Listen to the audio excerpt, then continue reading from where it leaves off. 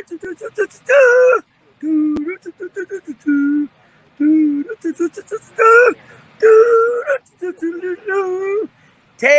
off!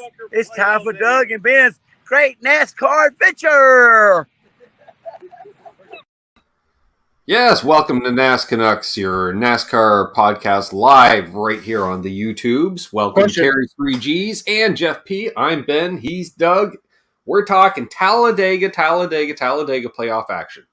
Before we get to Talladega, yes, let's look ahead. How many times will that scenario be played out this weekend in that exact same spot at 4 a.m? 14. Probably. Yep.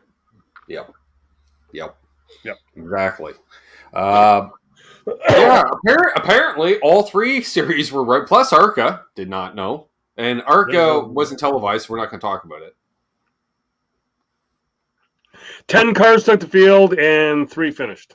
I don't know. Was it? I don't know. Probably. No, actually, I think it was a full field because Jason White didn't make the field. He had a ride. Oh, okay. Yeah, but he was driving for the Rion brothers. So I'm like, yeah, good luck with that, Bolo. Yeah. So maybe that was in the truck series. That could have been. I don't know. Either way. Yes. I think they share the same motor for both series anyways. Yeah. We could. Budget. So, truck race. Getting down to crunch time. There's only, 3 races left in the season, including Talladega. I think so, yes. Yeah, we're back to the, once-a-monther series. Yes. Type thing. So, we're rooting for our boy, Stuart Friesen. He was above the cut line, because he's been, other than Kansas, he's been consistent. Yes. He's up there. And so, he was trying some of that. He got some stage points in the first stage, I do believe. And then he went, you know what? I'm going to hang out the back. I just don't want to be involved, is what I'm saying. And there wasn't a big one.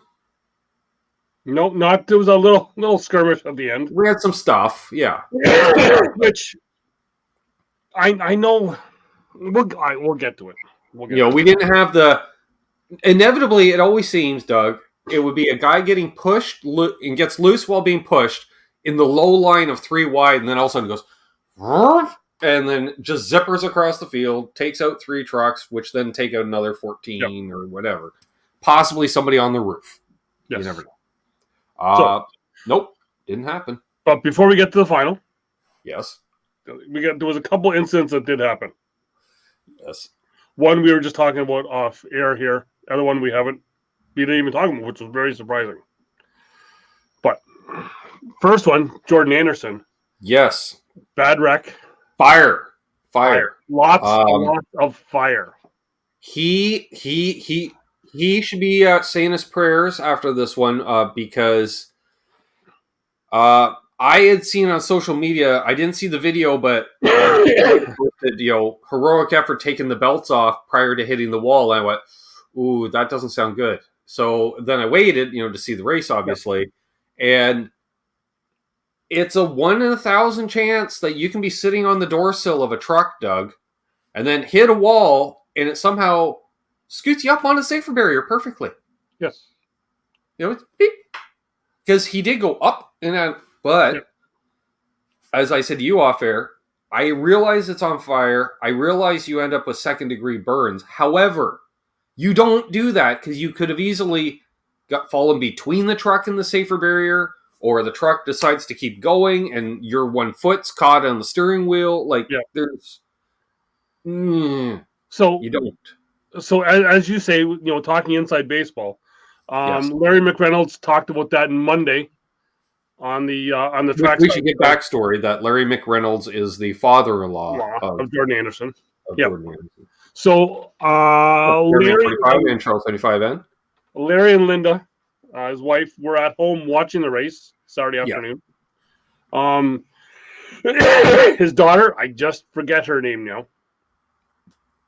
But anyway, she was supposed to be away at something else. It got canceled, so she was actually able to be at the race. Larry says, thankfully, that she wasn't somewhere else trying to call and worry like they were doing. Right. So she was able to be there. Well, the optics weren't good too, Doug. Like immediately, from stretcher, and they already got the helicopter firing up on the pad with the doors open. Like, I'm like, oh, yeah. I was like, it didn't look that bad. Yeah. So Larry and Linda hopped on a plane or whatever to get to Talladega as quick as they could to be with them. So I guess what happened there was that fire was intense. Yes. And it was actually in the cockpit before he could even hit the fire extinguisher button on the truck. Yeah, hold your breath because everything's going white. Yeah, it was in there before he could even do that. Right. So that's how he got most of that burns on. I think he got some on his face, on his forearm, maybe a bit on his chest. Probably. So yeah. So they were exposure points because depending on depending on the underwear you wear, because you are mandated to wear underwear, Noah Gregson, but it doesn't have to be the turtleneck kind, Doug. You'll see some of them it looks like almost like Under Armour. What's up, Keith Campbell? Yeah. And then there's others that wear more open wheel style, which is the turtleneck as well as a balaclava, which a handful of guys wear, other than Dinger. Dinger was, they're like, why do you wear one of those? He's like, because I have my whole life. Yeah. Why do you race with fenders? They're like, because I have my whole life. Yeah. All right. Yeah.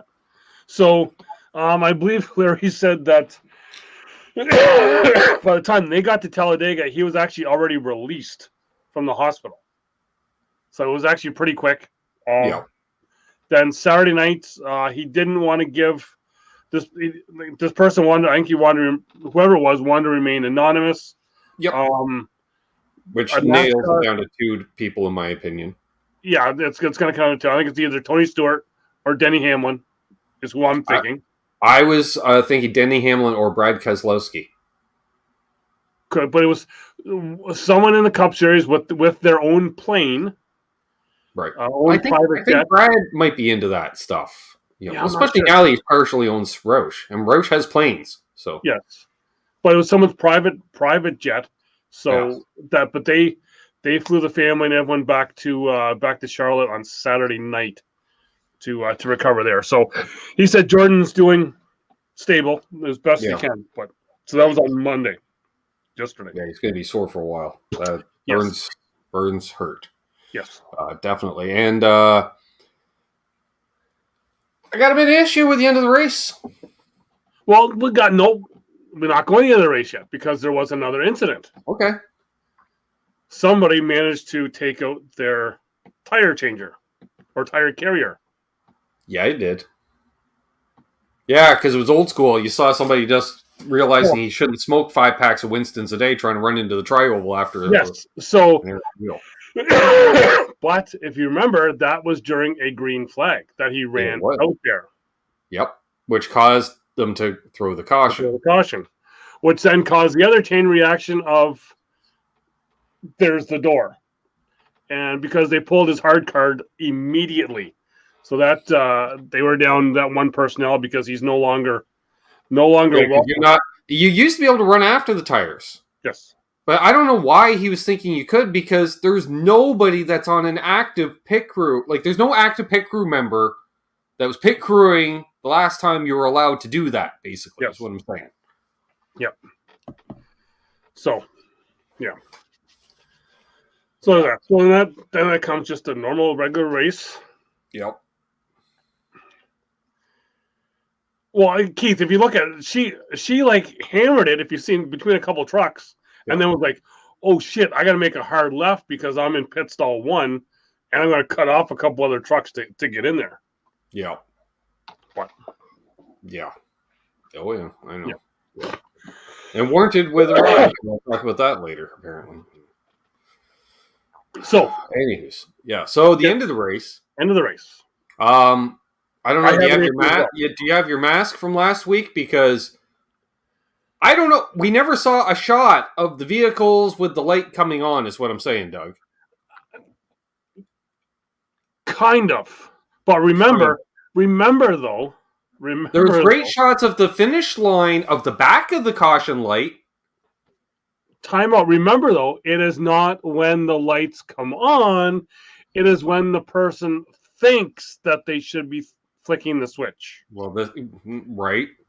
Well, this thing. So, as a result of that, Someone had one of these on. Yep. Somebody didn't get his first career win. Instead, But somebody you know else what? got his first career win. But you know what? Neither one of those guys should have. No. You go back and watch. They And went when they below started line. wrecking, and when those trucks first started hitting each other, They went below the line. Ben Rhodes was in the lead. Yep. And they went below the Truck, line. truck. He was forced. Yes. And, I thought it was interesting how they're making a big deal out of Matt DiBenedetto's first NASCAR career win, considering we're told he was going to dominate the series because, Cup driver, veteran and all. Well, hey, he finished second at Bristol once.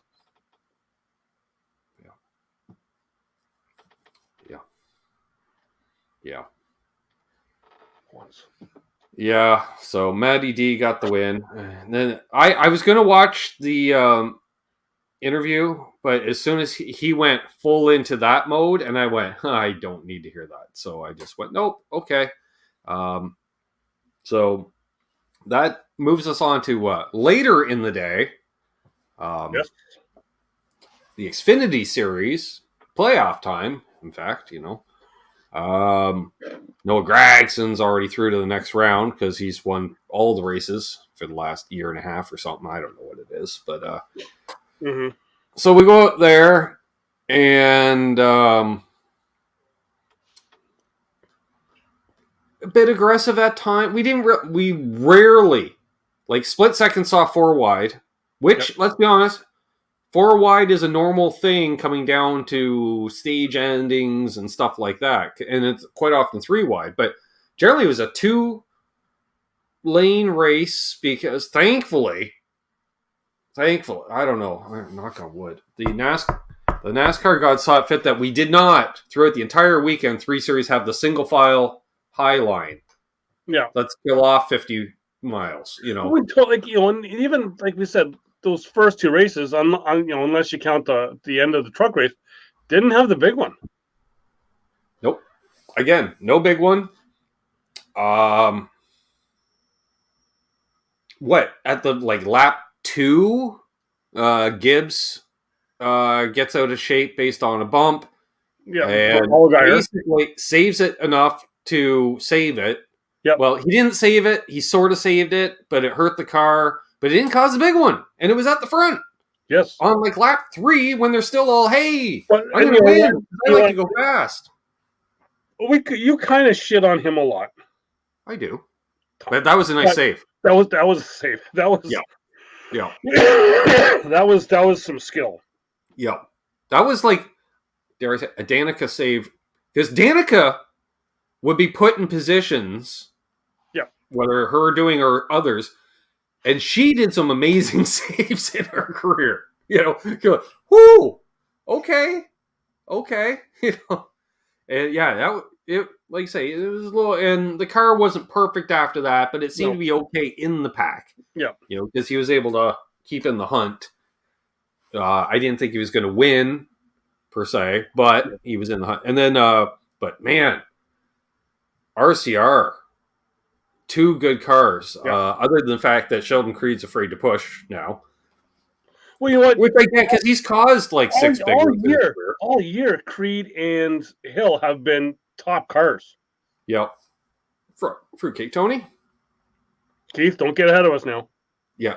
Don't jump ahead. Easy now. Did he fast forward through the podcast? Is he ahead of us? Well, I guess we're behind. Yeah, again, it's like the like say the Childress cars, the 31 there. What's his name there? Someone's kid. Yeah, well, obviously someone's kid, but sorry. What are you, Canadian? Sorry. I was just thinking that. Honorary Canuck, Keith Campbell in the chat. Myatt Snyder. That's it. I was like, somebody that's involved in the industry's kid, So, anyway, other than that, he had the rear quarter flared out after a while there, but And I think that was that due to him getting spun on pit road? Because I think he did a pit stop backwards. Yes. Yes, he did. Yeah. And had to keep the tires too, poor bastard. Yeah. So I didn't flaps about him. I was keeping him spinning while I was. But yeah, and that again, fair amount of passing. I again, being a Dinger fan, when he's in the lead taking the white flag, Doug, and they point out the fact that Dinger has led the white taking the white 3 of the last 4 times, and not only has 0 for 4 in the win department, I think he's 0 for 4 in the finishing department. Exactly. Yeah. So he usually does the proverbial. Here's the steering wheel. Yeah, well, and I get it, right? And even the crew chiefs all know it when they were talking about, hey, can you save fuel? They're like, why? Like, we're only good for 1 green, white checkered. What are you planning, Bubbaloo? You know, like they're like, we've seen the tape. Yeah. The tail of the tape says this, this 150 lap race usually runs about 162. Yeah. So Dinger there, and it was funny. Oh, in the booth, because Rick Allen just went, okay, Jeff and Dale, the last 20 laps, other than just prodding him here and there, a la Mike Joy, and Dale's just like, because they're running single file, he's like, I don't get it. It's 10 laps to go. You gotta go. You gotta go. You gotta go. You gotta go. Like, and then, I wouldn't do that. Oh, well, ooh, that kind of turned out. Okay, yeah. And remember that one move? I think it was Austin Hill with a few laps to go. Did well. He used the banking to his advantage because he went from the high line to the low line at the transition. It just zing. It was like he had the ultimate push, and I was like, "Ooh, okay, I'm 5 miles an hour faster," which is kind of a Dale Jr. thing. Mm-hmm. And but Dinger, even though Dale's like, "Oh, you got to pull out now," he's like, "He's lost it, and then and he's also saying that when Junior's driver's out front, when Mayer's out front. Yeah. But Landon Castle went, you know what? I got a teammate on my front bumper. I'm going to give him a good shove, and this and that. And so AJ Allmendinger wins his first. Well, Meyer's issue is that he got way out too much of a lead. Yeah. And how about that move going inside to outside on that Allmendinger made coming to the checker? Exactly. And it was like great finish. And, it was nice to see the other college guys come over, and congratulate Dinger. That was cool because it didn't planned or anything like that. It didn't seem fake. It was awesome because it was right before that. Dinger's like, these guys are great. I like them. And then they come over and goes like, see? I just told you. Because he doesn't normally do that. He doesn't finish the race. Yeah. He got the win. Exactly. And then, in typical Dinger fashion, Chris Rice were topless afterwards. He was like the first guy in the car. It was actually kind of funny. He was like, "Okay, Chris, just don't jump in front of the car." Like I thought he was gonna Dinger's doing the burnout. Yeah. But then and then Dinger celebrated in typical Dinger fashion. Just Energizer Bunny going nuts. Oh yeah, yeah, and then sucking back an energy drink. That's a smart move. I assume it looked like a pint, but I think it's an energy drink because he's always got one. It's like a everyone's got a drink sponsor. Hey, symmetry. So I was happy. So Dinger's on. So pressure's off going to the Roval, which I'm going to say it now. Look out next week because we got Dinger, who's great on road courses, feeling no pressure and just having fun, and he likes that track. Yeah. Likes it enough, though, Doug, hey, we're reconfiguring Texas. Should we put a Roval in? He's like, no. Just because it's good at one place, we don't have to have it at 4 others. Yes. So, leave it alone. More on Texas. I already, our predictions last week, the reconfiguration, I can already tell you what it is. I already know. Okay. Nothing official. I'm paying attention to motorsports is what I'm saying. Okay. So, Yeah, so other than that, Xfinity, Mayer took it well. He's like, "Hey, I got to lose one, one of these before I can win one." Like, he took it well, and he's Yep. like, "Hey, it was a good finish. I finished. Yep. Haven't done that before because, like Dinger, it's usually, hey, Junior, steering wheel. Yep. Put it with the hat." Yep. So that brings us to the Cup Series, which Which, Keith or anyone else, if you knew what happened in that stupid press conference before the race, let us know because we have no clue. yeah, we have no idea what this No press idea. conference was. Yeah, Although, boy, because in the the way race, my recording started, it was literally as soon as the recording started, Doug, I like to drive fast. And like, well, thanks for talking to us, Joey. I'm not sure. I've heard something about next year, like IndyCar at the Roval, same weekend, which That'd be their cool. season's already I done. don't think that's going to work. No. I'm just thinking of the transition. That's hard. Yeah. That's hard. But yeah. Um, But before the race, Sunday, Denny Hamlin, Scott Phelps did have. oh, by the way, no, because I already know the IndyCar schedule for next year. It's not on it. Yeah.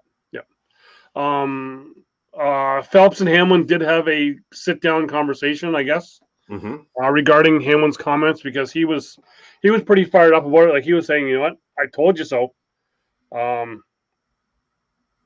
That he, this car doesn't give. It's Echoing what Harvick's been saying, the same thing. Yeah, and even before, like because they kind of put the camera Saturday in Denny's face, and he was like, he let everything out. And these new guys are just they don't want to say anything, they don't want to talk, but it's going to be them who's going to have scrambled heads, before their career is done.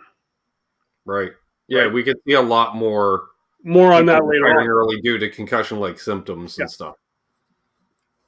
Yeah, but it's and Then even you can say now, like even after the race, Ross Chastain was like that he didn't agree with Denny coming out and saying all that stuff in the in the public, that we should just keep that quiet and just kind of go along with what NASCAR wants. I'm like, I don't know, Ross. No, because we're hearing stuff finally that would have got them fined 10, 20 years ago. Yeah, and all of these drivers have been fined. Like Denny. Actions detrimental to the sport of stock car auto racing. Speaking of that, let me go down to here another screen here. We did miss something last week. Okay. On that, last week there was actually 3 penalties given out last week. There was Ty Gibbs, William Byron, and then Patrick Briotti. I'm not sure which team he was with. Substance abuse. Oh, indefinite suspension. It's probably on the winning team. I don't know. No. Celebrate the win a little too hard. Larson's staying quiet for a few years. Larson's just, I ain't saying shit for like 3 years. So yeah, coming into the Cup race, well, Doug, guess what? Found another type of track these cars aren't too great on, because that was one of the more boring. Well, there was no practice. And speaking of penalties, Byron loses your pit stall selection and to the back for going through tech too many times. So like next to like little passing, really, and guys were commenting like, we can't hang at the back anymore because you can't just shoot up to the front. Yeah, and actually there was a caller in on Monday who asked, looking over all 3 races during the weekend. Again, no big one. Right? Looking over the entirety of the weekend, the 3 races, there was no big one. And it looked like they were kind of all racing a little more gentler. Is that word we can use? Well, part of it, and was pointed out, was that a factor of all the comments about the car? Well, a big problem is the car, Doug. There's 2 things with that. The trucks and the Xfinity don't run those same bodies and stuff as the Cup guys. So and they don't run the same style racing because they can't tandem draft. They can only bump. They can't push. Yep. And that's where your problem lies. What's the dominant manufacturer at the Cup level? Chevrolet. Yes. Look at the front end of Chevrolet. You have a 1 inch tall strip. That's your bumper. Yep. The Fords, they got all the front end. You know. Yep. And you look, both the fronts and rears of this generation car are very round. So you have to line up perfectly in the center. You can't really do the offset thing. Although Harvick said, hold my energy drink, because at one point near the end there, he's just like, I forget who he's pushing, but he pushed him. Oh, it was Blaney. All the way, and they did the tandem thing. I was out front. Yep. And they're like, we can't do this anymore. And Blaney's like, will you get off my ass in the corners? But Harvick was straight on the straights, and they had offset. But that was part of it, was they were getting off each other in the corners, and then it was, okay, bump, bump, bump, bump, bump down the straight. It was like, and you know me, I don't like restrictor plate racing. I don't like pack racing to begin with. Yep. You know, the best thing for me was the green flag pit stops, where all of a sudden half the field was spread out. I'm like, sweet. Yep. And then it was we're waiting for this to catch up to this. You know, Yep. Well, it was similar in the Xfinity race. That was the highlight, is Jeb Burton catching the lead pack. Yeah. So, yeah, boring race leads to a boring winner. Yeah. So, which then comes to another question. We should mention Noah Gragson was in the 48 car, yes, substituting for Bowman, who was out with concussion-like symptoms, but doesn't have a concussion. Yeah. I want to know why they took him out of the 62 to put him in the 48 to put Justin Allgaier in the 62. Because 62 already had a setup for the seats and stuff for Allgaier.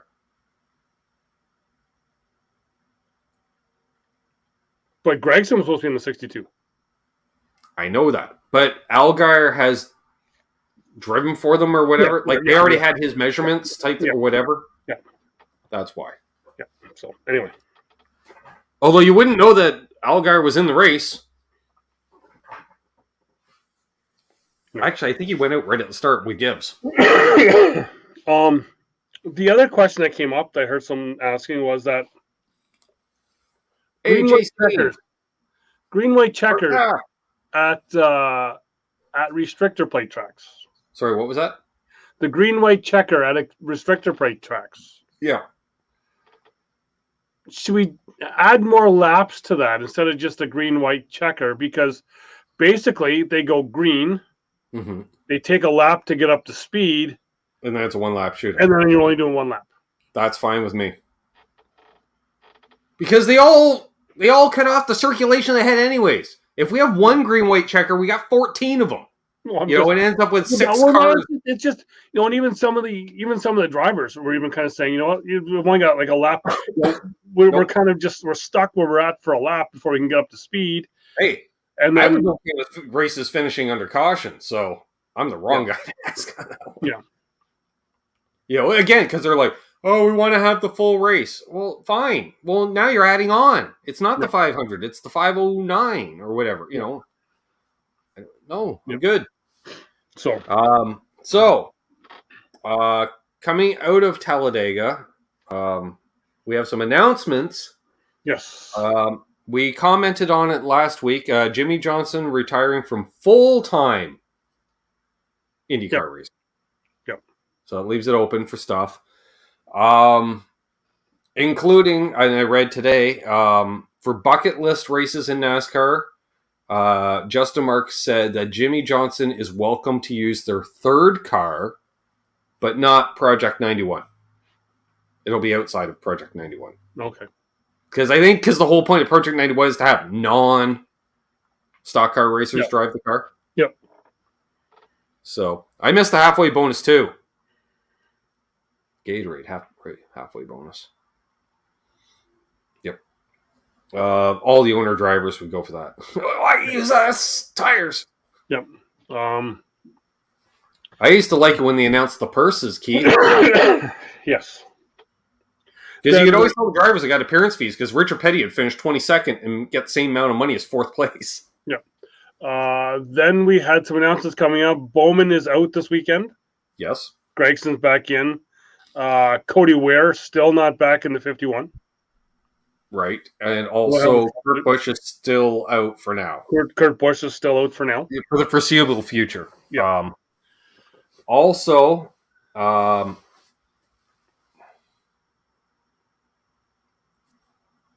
Daly. Connor. Didn't want to call him Carson. I'm like, Cody? Carter? No.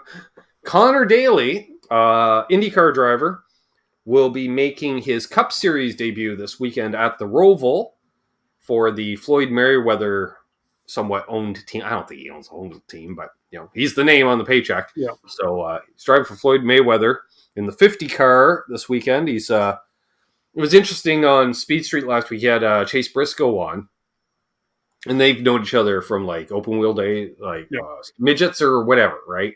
Something to that effect.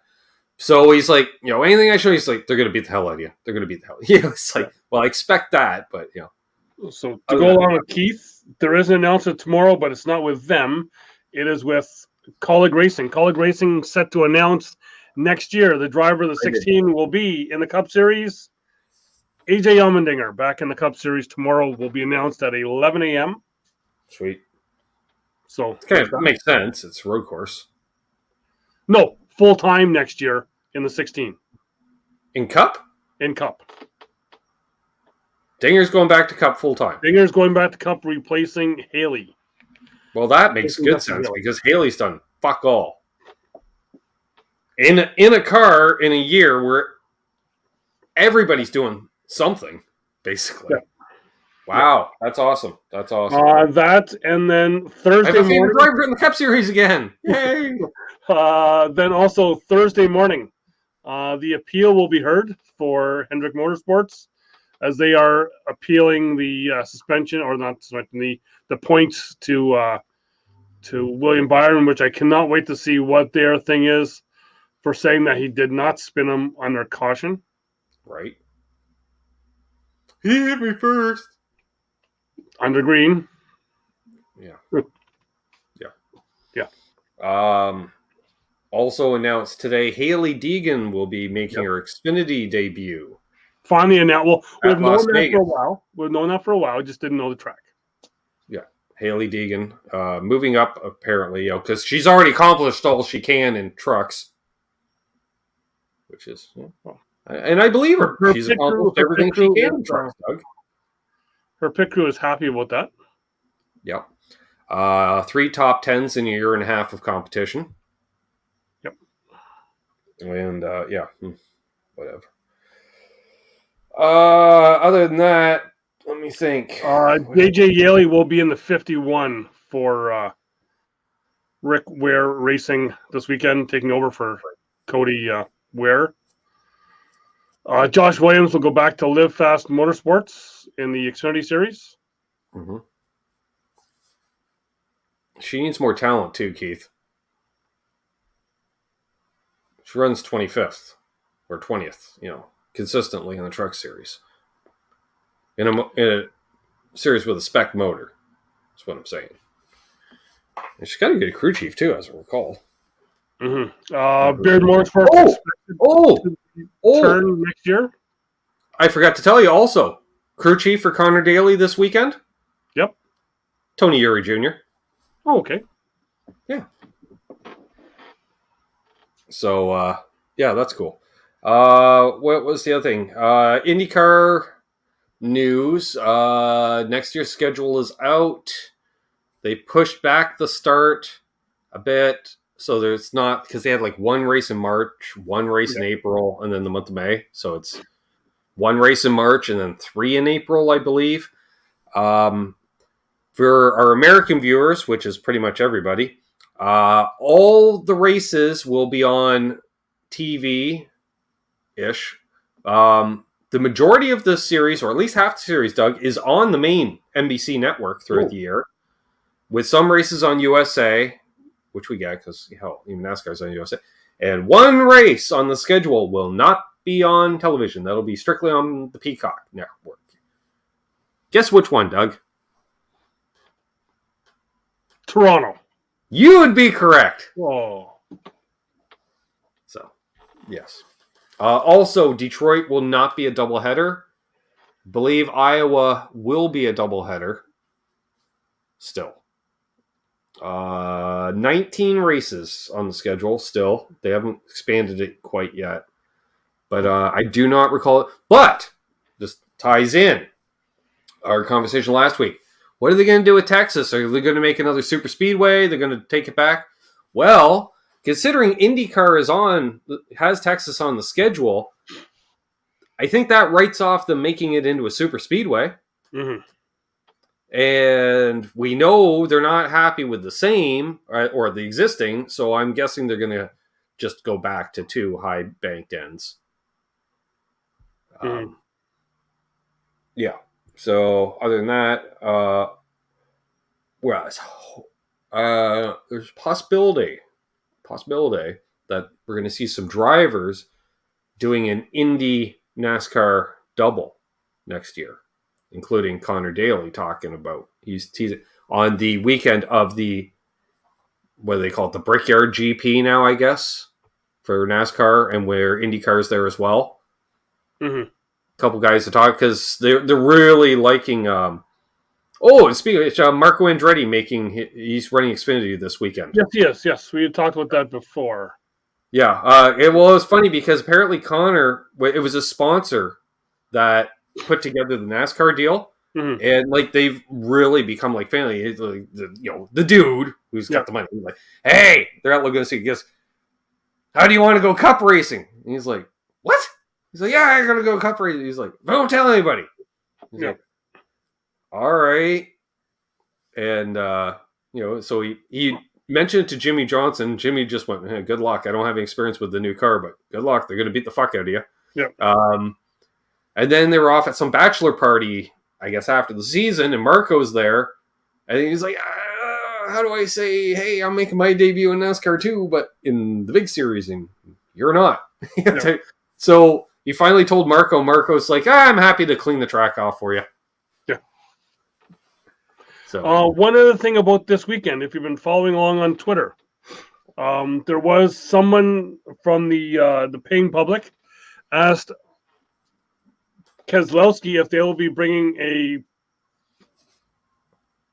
RFK racing trailer hauler back to sell merchandise. Brad, in his response, said, "We would love to do that if we could get some space for free, because what people may not know is that outside the track, the teams actually have to pay rent on those spaces." Right. So Marcus Smith, being the thinker that he is, right. He kind of said, you know what? In a heartbeat, you will get free parking for your hauler, for your merchandise hauler, if you sign autographs for the public. So then other drivers started to be like, hey, you know what? I'll do that too. So now there's a big... You're going to have a little fan fest going on. Well, that's what it's now going to be. There's going to be a lot of the Cup drivers. Well, let's be honest. Like, usually Coke 600 weekend, there's maybe 6 autograph sessions. Yep. And you really have to look for them. Yeah. I know my first year down there, not with you. We went for our beer run at the Food Lion down when you make the right. Yeah. And you're a little farther down there. There was a Food Lion. Past that weird museum that we're not sure is a museum or just a junkyard. A little back down for the people who know what we're talking about. You go past the road that you take to Schrader's place, old place. Yeah. Just beyond there, there's a little gas station. There's the Walmart and the Food Lion right there. Yeah, the Walmart Foods. It's like a Walmart supermarket only or something. Yeah, it used to. I believe it used to be a Food Lion. And we went in there for beer, and sitting inside the Food Lion was Kurt Busch with all of his 2 stuff on and signing autographs inside the grocery store. Nice. Yeah. I'm sure he was enjoying that. I think he was, but it's, yeah. So, yeah. So that's... He had the Miller Lite under the table. Yeah. Little conversation. No, sorry. It was not Busch. It was Miller Lite. Sorry. It was a long time ago. Kurt Busch. Yeah, Kurt Busch for Miller. Right. All right. Also, I had one other thing. What the hell was it now? God damn it. Oh, yeah. The individual Reopened today, Doug. they're gone back. Some guys did have the individual haulers when I was there in May. Yeah. Others were teams. Yeah. Yeah. You get a combination. It all depends on the team, you know. And then the Junior driver, had like 3 haulers. yes. Yeah. He had all the merch. All the merch. So, reopened today, Doug. One of your favorite places in the world. The Hendrick Museum and Gift Shop is now reopened. I don't think it's a real big gift shop because I think they do everything online now. I know that, but they remodeled and revamped, and so It was. We were that not space is now being used again to the public. We were not allowed in there when I was there. Right. That's what I'm saying, because it was open to the public, because that's where like they still got Schrader's car display and a lot of really cool. There's some cool stuff. I was saying that one prototype that I don't know what the hell it was. I couldn't tell what I think it was supposed to be a Corvette of some kind, but it was like IMSA early 90s. They're like, here, we're going to put 14 turbos on a 454 big block. And the little plaque there is like, this thing makes 3,000 horsepower. And I'm like, ooh, I would like to take this out on track. Yeah. So, well, yeah, Teresa had a hauler for a number of years there, Keith. Yep. So I'm trying to think. Yeah, other than that, I think that's it. I think that I got. Who do you like this weekend? Who I like this weekend? Yeah. I don't know. Dinger. Could be. He could sweep the weekend. You could. When you're watching, if you're looking as the cars are going through turn 6 into 7, that little bit of a stretch.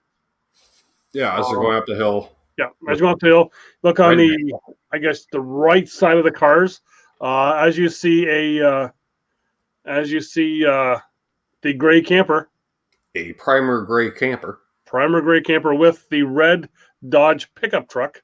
Ford. The red Dodge pickup truck. Oh, did he get a new truck? Well, no, I drove it in May. I believe it's a Dodge. I'm pretty sure it's the old one. The old one is a Ford F-150. I think I don't know. All I know is that it's an old red truck with who's the car guy, Doug? Who's the car guy? No power steering, no power windows. Nope. No power anything. Nope. Yeah. It's like Uncle Jesse's truck, but red. And do not lock the doors because there is no key for the doors. Dinger or Blaney. I like that. Blaney's still due for a first win this year. He is. He was ever so close this weekend. Yeah. Yeah.